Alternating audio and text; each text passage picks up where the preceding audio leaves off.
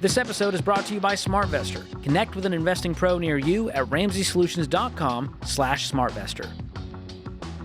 Deanna's in Pennsylvania. Hi, Deanna. How are you?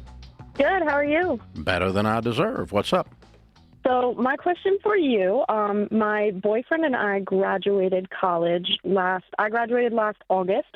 He graduated last December. Combined, we had a little bit over $100,000 in student debt. Okay, you're not combined. You're not married. So how much do you have? I had 60, and he had about 55, 60, right around there. Oh, okay. Cool. All right. Yes. And then I'm set to pay mine off in December, and he's set to pay his off in December. So wow. we are going to be student loan free Good for within you. just about a year. Good for you. So planning long-term wise, we're looking to probably get engaged in the next year and a half. So one thing that we are talking about is combining finances after we are married, and we are looking at what to invest in once we get to that point. The next year is going to be saving up. We're planning on having around $50,000 to put as a down payment on a house.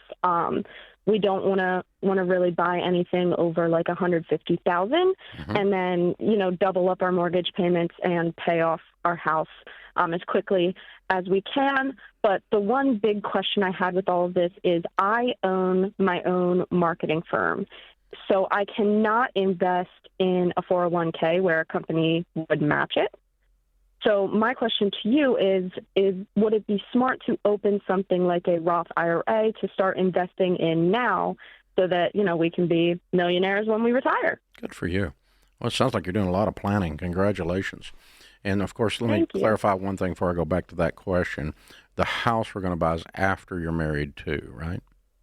Yes, correct. Yeah, Yep, okay. We would not be combining finances or buying a house purchasing. together, because it's very, very dangerous to buy. Correct. Very dangerous to buy a home with someone you're not married to. Okay, all right. So now, so it's pretty simple. Just at that point, you would have let's say you're married, you're out of debt, you have an emergency fund, and you buy a home with $50,000 down. You're at what we would call baby step 4 at that point, and that means you start putting 15% of your household income away towards retirement, and then you work your budget and you have a life, and any money you can squeeze out of it, you throw at the house and pay the house off early, which was your plan, and that's how you outlined it. Okay, so then that brings us to how do we do 15% of our income? Yes, I would start with 2 Roth IRAs. One of you each have one. Okay. You could start that now, for that matter. I was going to say, yeah, absolutely. After the debt's paid off. Okay. Yeah, once your debt's clear.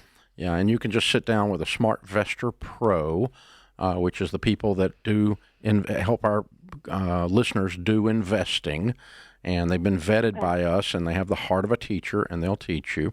You have available to you a couple of things with your marketing firm that you can also do as Roth. Okay. You can do it's a SEP IRA, a Roth SEP IRA, Simplified Pension Plan it's called.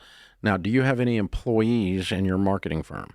No, nope, just me. Okay, then that's very easy. So you can put up to 16% of your income with a formula. It ends up actually being about 13 when the formula is applied.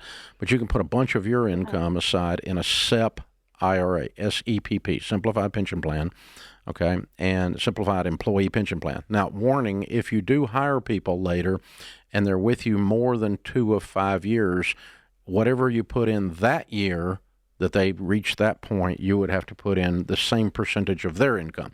So it works really well for a solopreneur like you, but it doesn't work well for a small business that has 5 employees. Okay? Okay. You also, in addition to that, can do a simple IRA, which is a 401k for small businesses. Okay. And you can set it up. It's $15 to set the account up. They're very inexpensive to set up. To set up a 401k in a big company like ours is tens of thousands of dollars a year in administrative fees. But for a simple is designed for small businesses.